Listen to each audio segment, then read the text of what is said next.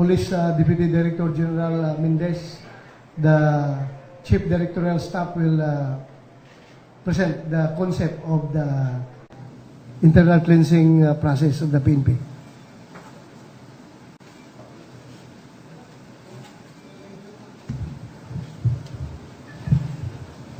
Good morning. Okay, the objectives of the MC, Memorandum Circular, are the following.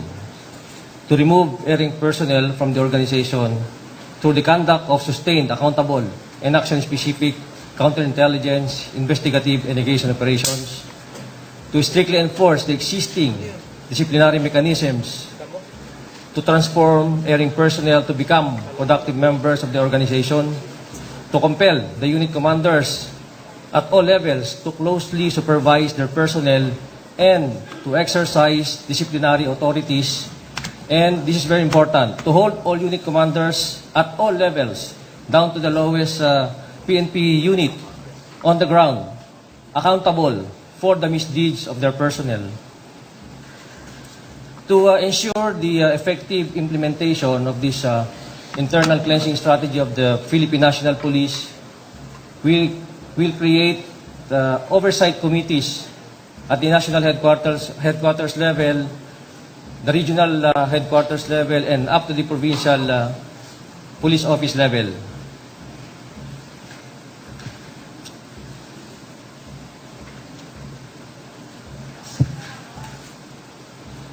So basically, that's the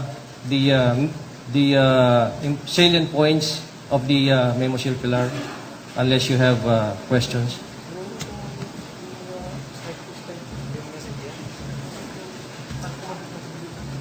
Okay, to emphasize on the accountability of the commanders, these are the basis for the relief of the commanders.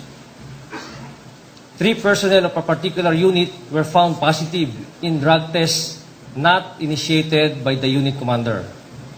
Any personnel is caught by other units for involvement in heinous and high-profile or sensational crimes, or failure to take immediate appropriate action on reports of involvement in illegal activities of his or her personnel that are brought to his or her attention.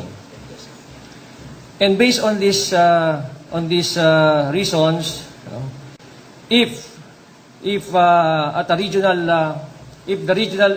regional headquarters there are three provincial directors who were relieved based on these reasons, the regional director will be relieved. If at the district level, if 3 station commanders were relieved based on these reasons, the district commanders will be relieved. And at the provincial level, if 3 chiefs of police stations are relieved based on these reasons, the provincial or city directors will be relieved. And we also we include the commanders on the ground, the small unit commanders, the PCPs, the compacts, the station chiefs of the compacts, and other equivalent units. If any of their personnel will be caught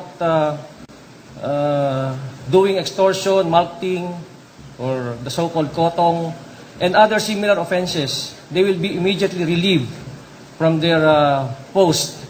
And if 3 of them are relieved, their immediate superior, the station commanders, will also be relieved.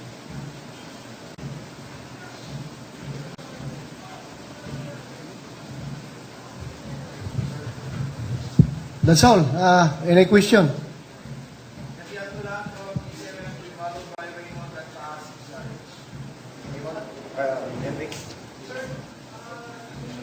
Marami nagre-reklamo regarding sa hindi daw sila wala na daw kasalanan. Paano namin maiwasan yun, sir? Paano maiwasan? Ang tanong dyan is, paano nila maiwasan, ma-assign sa basilan? Dapat gano'n yung tanong dahil kaya sila napunta doon, kung wala silang kaso, wala silang pending case, merong derogatory report na sila ay involved sa kalukuhan. Kaya napunta sila doon. Hindi naman siguro gano'n ka-foolish yung PNP para dalhin doon yung tao, itapon doon na walang kasalanan. We have made the series of validation, check and recheck all the list. Tinitingnan namin bago namin pinanalyze. Sabi nila, very brave sila magsabi na wala silang kaso kasi totoo naman talaga. Wala silang kaso. Hindi sila napailan ng kaso. Dahil takot yung mga complainant magpailan ng kaso, pero open secret yan sa kanilang unit na itong mga tao na ito may ginagawang kalokohan.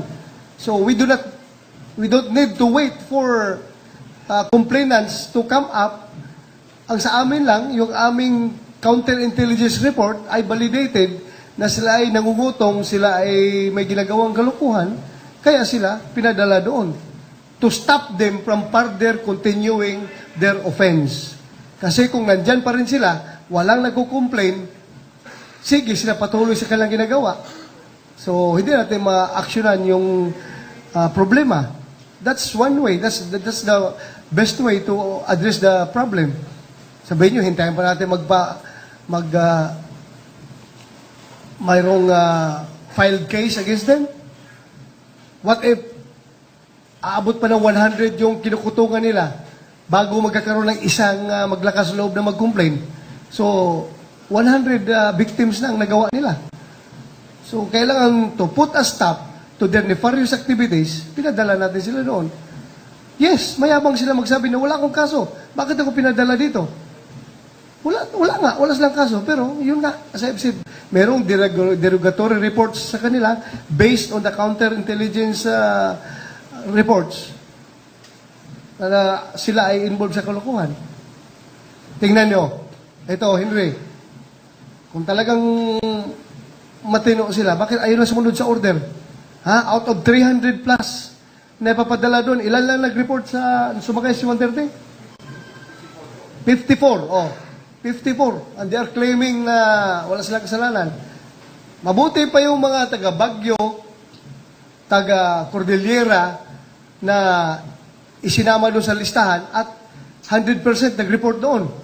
Pero yung mga taga Metro Manila, they don't want to go away from their comfort zone. Gusto nila gawin lang silang Quezon City National Police or Manila National Police. Hindi Philippine National Police. Yan ang gusto nila.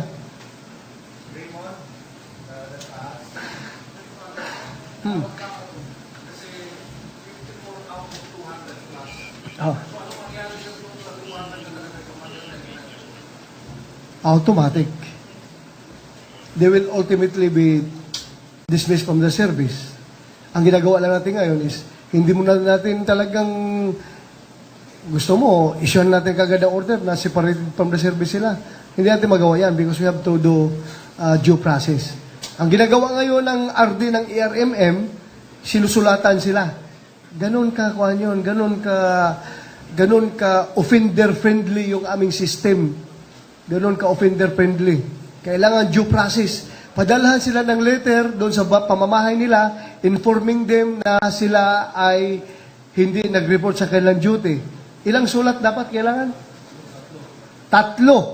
3 letters dapat ipapadala doon. Ilang araw ang span? Yes. 5 days each sa bawat letter na na-deliver. So minimum of 15 days pa. Kasi nakita nyo kung ano ka offender-friendly yung aming system. Para due process talaga. Para hindi na sila makabalik pag ating tinanggal sa serbisyo. Kasi ang kanilang usual na butas na pinapasukan, kiniklaim kagad nila, they were denied of due process. Sa amin, what is due process? They must be properly informed. Yung letter na pinapunta. Sila na nga ang hindi gumagawa ng kabutihan, sila pa ngayon ang dinidipinsahan talaga. Duly informed. So, abot pa ng 15 days. Sulat, padala ng letter doon sa kanila. Pag hindi sila nag-report, wala. Tuloy yung kaso.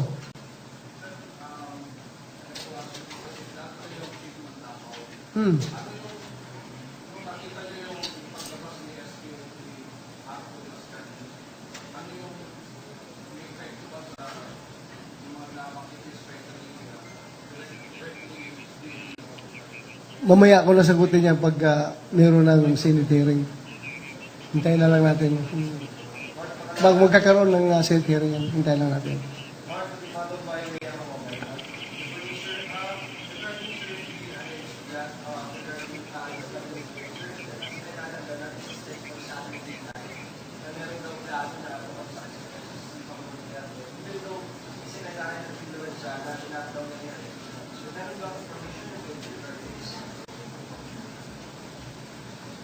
Binabalidate pa.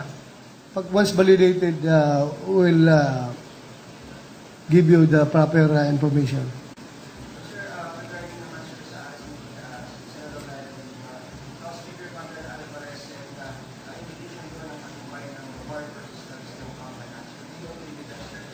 Yes, because he was charged with drug offenses. That's criminal, di ba? Yung drug offenses na yan. So meaning, nagtagumpay tayo. Dahil kung hindi na-actionan yung problema sa droga, lalong lumaki yan ngayon. Sobrang laki na. Kung hindi natin giniba yung drug empire sa loob ng Bilibid, napakalaki na ng empire na yan ngayon. Ginilamo na ang buong Pilipinas yan, yung drug empire ng Bilibid.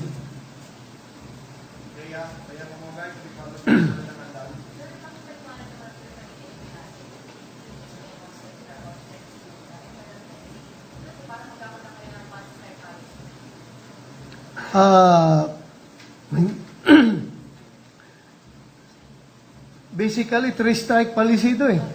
O 3-strike yung 3 tao sa isang police station, gumawa ng kalukuhan, ma-relieve yung station commander. 3 station commander, this is to emphasize the concept of command responsibility. Kasi kung walang command responsibility, kanya-kanya yan, napakahirap na organisasyon, walang command responsibility yung commanders. So, para talaga, the commander must be informed. Sasabi namin, the commander must know everything. The commander must be on top of the situation. Huwag kang magpa-commander-commander dyan kung pakaangka-angka. Kailangan kung ikaw station commander, you should know what each and every policeman under your command is doing. Kailangan ganon. Kung hindi mo alam yan, you have no business being a commander. Kaya siniguro natin ganon para mananagot talaga ang commander. Kasi may ibang mga commander dyan na nagpo-position lang just to enjoy the perks of being a commander. Ayaw magtrabaho, ayaw makialam sa kalukuhan ng kanyang tauhan hanggang sa naging sindikato ng mga tao niya. Sa ngayon, wala pa. Magkakaroon kami ng command conference ngayon. And yan ang pinaka-meet ng aming command conference. Kailangan,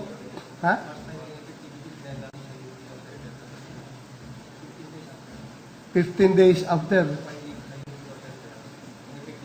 Kailangan papahintay natin effectivity, no? For official purposes naman yun. With or without even this memorandum, we can do, that's an inherent job on our part, di ba?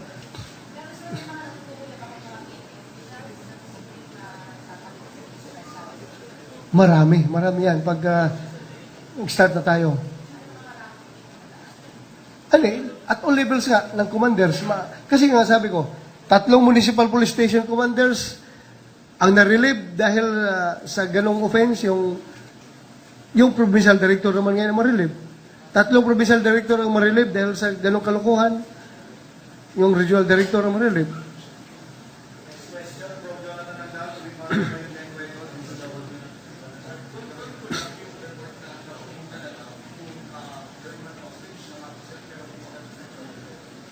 Confirm na po.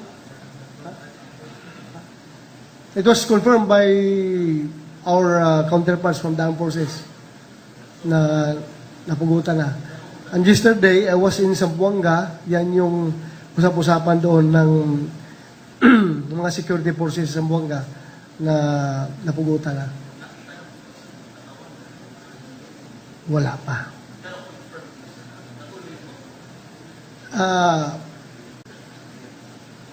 Confirm na. Yun nga, we need to have the body of the crime bago natin masabi talaga. Pero as far as Intelligence reports, ha? Intelligence reports. Iba kasi yung investigation report. Pag sinabi yung investigation report, there has to be a body of the crime. Pero intelligence report, yun, confirm nila. Intelligence report lang.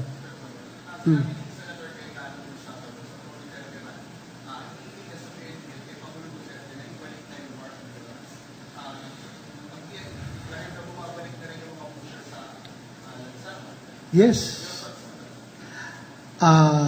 The other day, I was in Kalinga, Apayao. Then yesterday, I was in Zamboanga.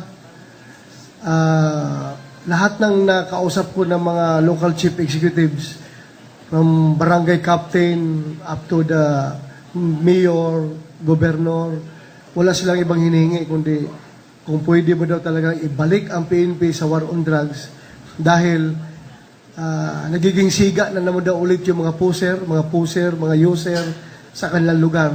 Dahil sabi nila, wala namang pakialam ang PNP sa amin.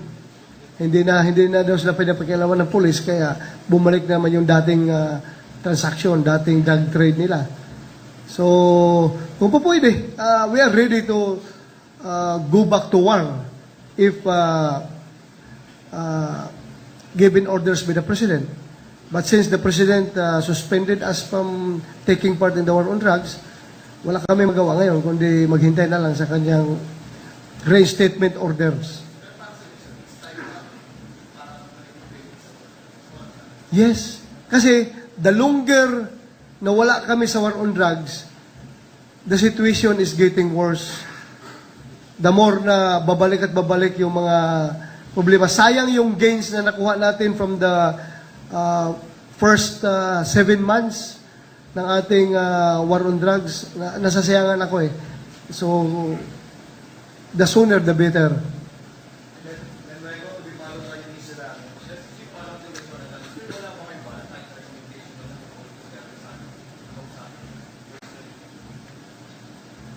Mahirap. Baka sabihin ni Presidente, pinapangunahan mo ako, ha? Maghintay ka. Baka sabihin niya, maghintay ka. Kaya, alam naman ni Presidente, the President is on top of the situation. Alam na alam niya yung nangyayari sa buong Pilipinas. Kaya, we'll just await his orders. Hindi ko pwede magsabi sa kanya na, baka sabi niya, bakit atat na atat kang bumalik? Ayaw ko kung ganun. Hintayin ko na lang.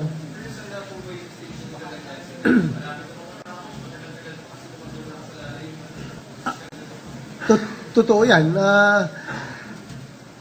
Internal cleansing process is a never-ending process. As long as buhay ang PNP, meron pa rin talaga magkakamali dyan. Meron pa rin matitempt gumawa ng kalokohan. Continuous ito. So kung sabihin natin na the basis for us to resume our war on drugs is the declaration that the PNP is totally cleansed, that will take maybe eternity. Dahil sa ngayon talaga, never-ending process yan, continuous yan. We are dealing with human resources. Human resources are dynamic individuals. Hindi natin ma-preempt lahat. So, kailangan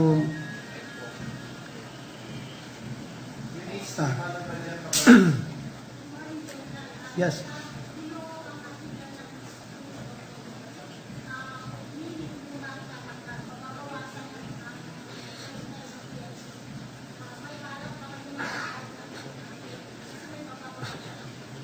Ongoing yung aming yung annual recruitment program. Every year, meron tayong nire-recruit. So, sige lang. Kung mabawasan tayo, may papasok rin naman. May papasok.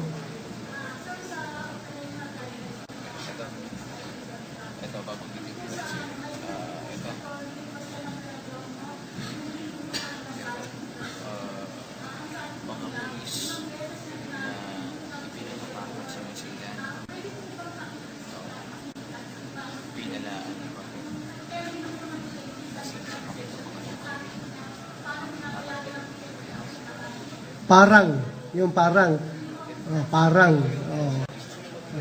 Sa akin naman, parang mali din siya. Parang mali din siya. Dahil, Neutralization. What do you mean by neutralization? Ang dumi naman ng isip niya. Pag sinabi pala neutralization, patayin kagad. Patay, neutralization yun. Ang dumi naman ng iniisip niya. Mali yung interpretation niya sa word na neutralization. Sa amin, you neutralize a group, meaning, neutralize siya. Hindi na siya makapagawa ng criminal activities. So what are the procedures to neutralize a group? Legal offensive. Legal offensive. Kasuhan mo siya. Hulihin mo siya. Or, mamatay siya on the process pag siya nakipaglaban sa pulis. Those are the types of neutralization process na posibleng mangyari pag inooperitan yung kalaban. But hindi po sinasabi neutralization, kill. Hindi po yan, mali po yan. Masyadong malisyoso yung kanyang interpretation sa term na neutralization. Pag hinuli mo yung tao, neutralize na siya. Paano naging neutralize? Paano siya makapag-commit ng krimen? Nahuli na siya eh. Di ba? Neutralize. Nahuli na. Arrested. Incarcerated. Detained.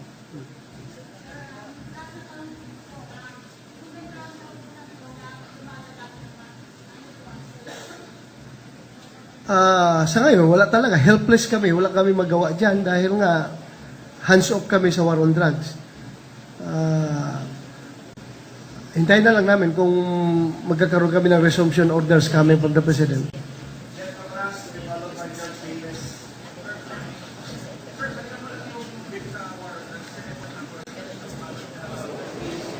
Sinabi rin dun sa report na yung ginagawa ng PNP is not a permanent solution para sa yung droga. Kasi sinasabi nila, hintayin lang matapos ang term ni President Duterte, then babalik sila.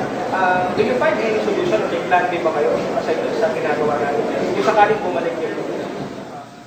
Sila ang nagsasabi na ineffective yan na approach, then please help us make another approach, alternative approach para magtutulungan tayo. Sa ngayon, nakikita namin yan ang aming solusyon to the problem.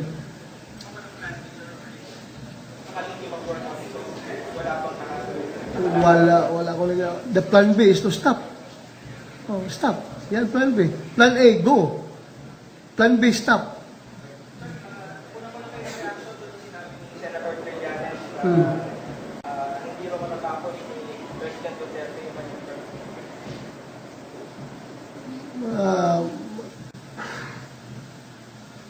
Siya dapat ang tanungin mo kasi siya nagsabi kung paano at kailan. Ha? Well, yan ay kasama ka sa dasal ko gabi-gabi bago ako natutulog.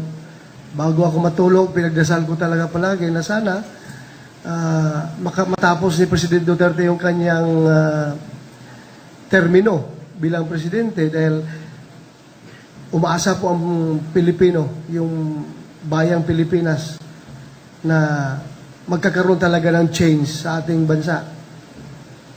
Yan, dasal ko yan. Dasal ko. We cannot foretell the future. Hindi po ako manghuhula. Mabuti siya at nahuhulaan niya na hindi patapos. Hindi ako manghuhula. Mag-retire ako. Pagod ako. Pagod ako. Kailangan mag-retire ako. Ha? Extended. Wala. Hindi po pwede ma-extend yan.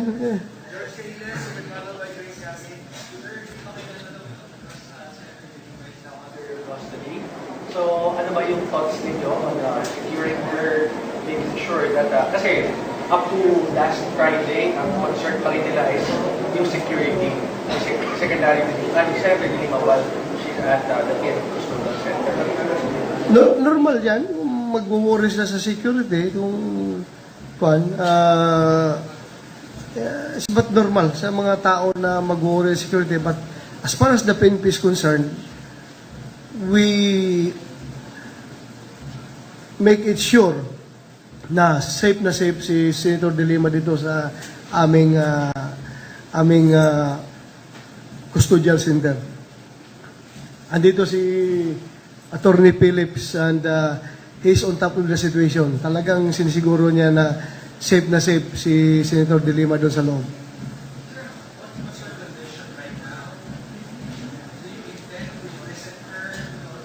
Sure. Assure her that she's okay while under your custody. George, baka mamaya gawan mo naman ng intriga pag bibisita ko doon, ha? Actually, to tell you frankly, binisita ko siya the first night. Yung first night niya, pinuntahan ko kaagad. Kasi galing ako sa Kalinga. Pagdating ko ito, hapon. Siniguro ko. Paalam naman ako sa kanya. Sinabihan ko si Director HSS, paalam ka doon sir kung pwede ako bibisita. At titingnan ko lang yung kanyang sitwasyon, yung kanyang kung safe ba siya doon. Well, welcome naman niya ako. Welcome niya ako. Pumunta ko doon. Kinausap ko siya. Sabi ko sa kanya, kung security yung problema mo, ma'am, very secured ka dito. Wala kang problemahin. Safe na safe ka. Concerns na pinarating din si Senator De Lima. So far, wala naman. Okay lang naman siya doon. Ha? Ha?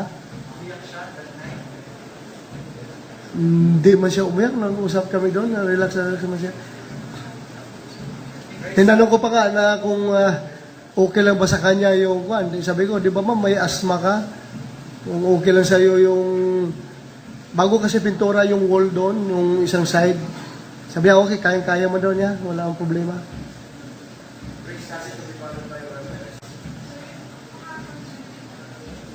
Ha? Okay.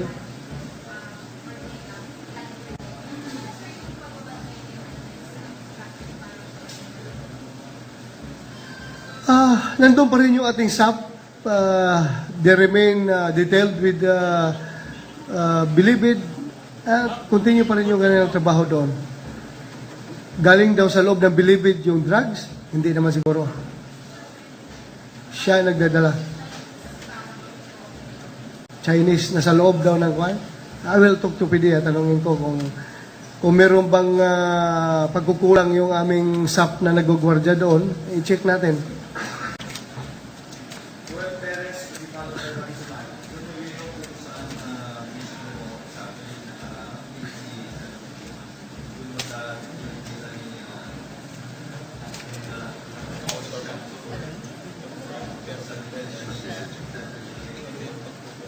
Sa ngayon, hindi namin masabi kung yung exact location na kinaroonan niya.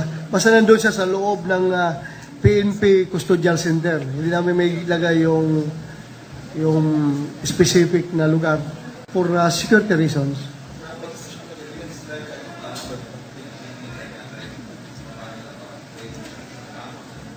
Hindi ko pwedeng i-describe dahil, again, for security reasons.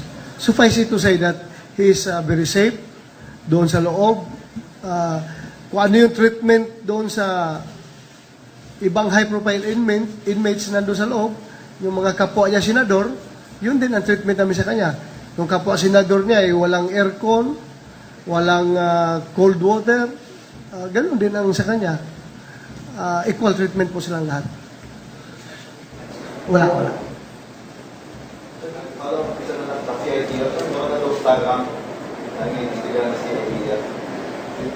Dito ba si Tikito? Meron kayong imbestigahan ni Starrat, no? Ha?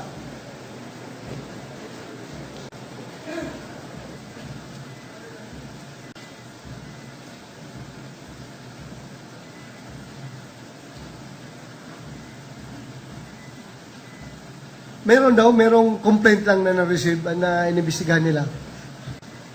This is pertaining to collection of gambling payola. Yan ang nature ng information. Pero kino-confirm pa nila. Isa lang daw. Isa.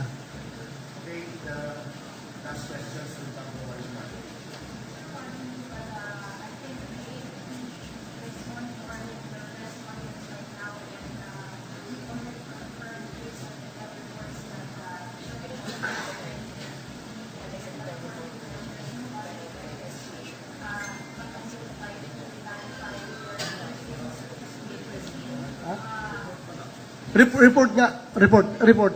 Sinasabi ko nga kanina, very clear, di ba? Walang body of crime. Pero yung report na nakarating sa amin is, yun na daw, in-execute na. But,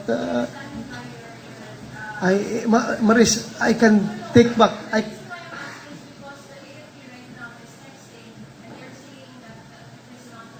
Okay, so it's not confirmed. Yeah, I can take back my statement.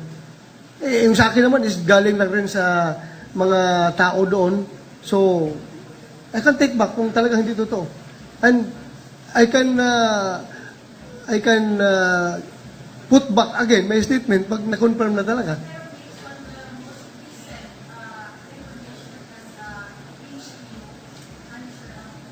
Kahapon pa yung na-receive ko ng mga text na pinugutan na daw talaga. For validation. Sabi ko nga, iba yung intel information, iba yung investigation report. Pag investigation report, kailangan body of the crime. Pero as per information that being gathered by our personnel on the ground, yun ang nakukuha nila na information. So this remains to be validated. Kung I'm really ready to take back that information pag na-confirm na hindi talaga nangyari.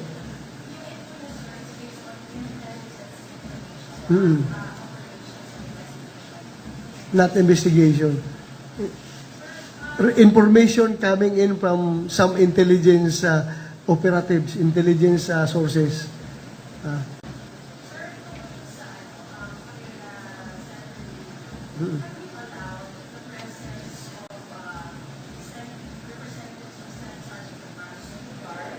The senator upon her request or upon the request of Mr. Kat.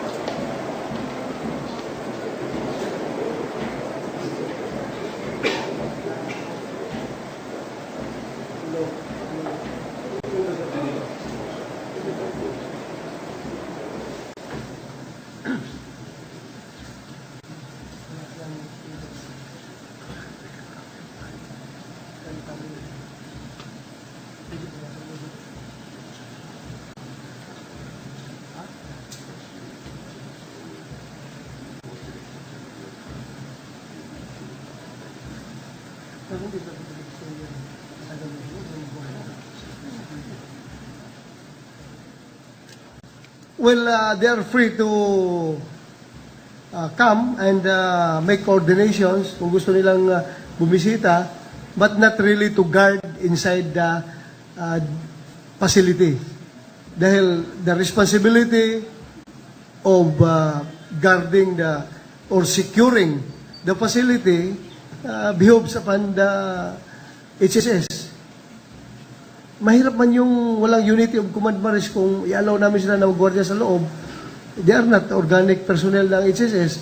And our necks are being put on the line pag may mangyari dyan. Diba? So, mahirap yung gano'n. So, but, kung gusto lang mag-coordinate, gusto lang bumisita, pwede na gusto lang tingnan yung mga listahan ng mga nagbibisita kay Senator, pwede.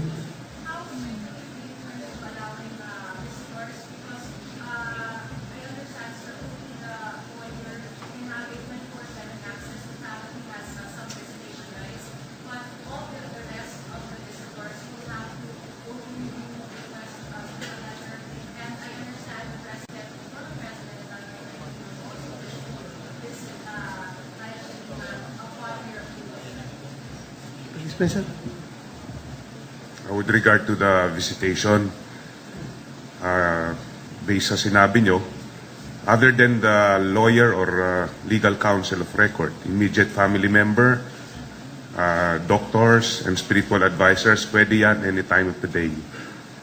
The senator was also told to give us a list of those authorized visitors that she wants. So she furnished us a list. Yan, pwede po bumisita based on visitation hours. All the others have to make a formal request subject to approval of the Chief PNP. And of course, her consent if she wants to be visited by that person or not.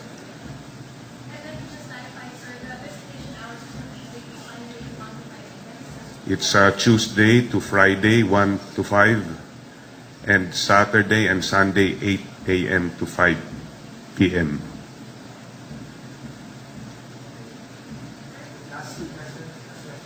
Ano?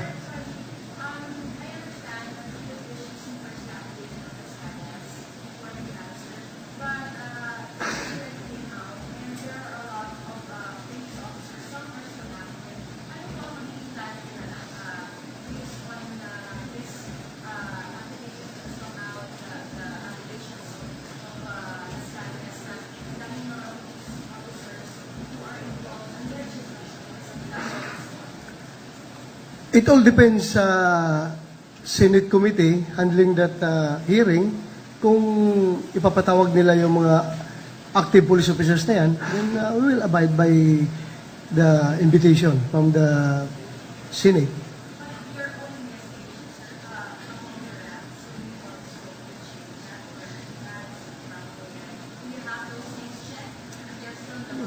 Titingnan namin, Marisdel, as of now, blanco pa kami, hindi namin alam. Hindi pa namin nakita yung pinabit niya. We cannot react accordingly kung there's nothing to react. So, you must first get hold of a copy of his affidavit, then we will see. We will see what will be our corresponding reaction.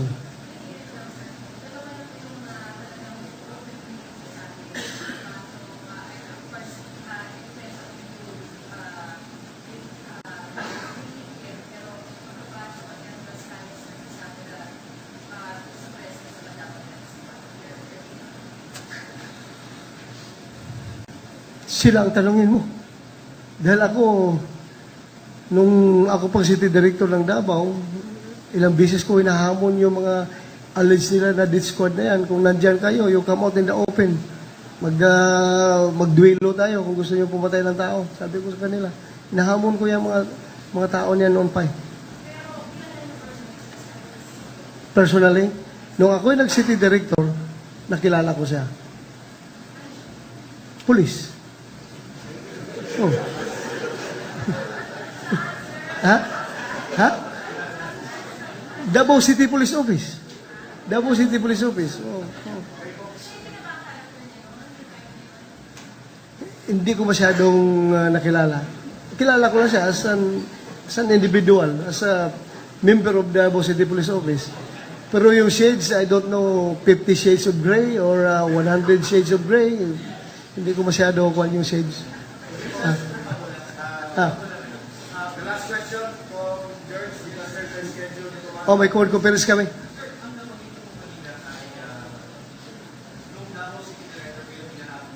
Oh. Ha?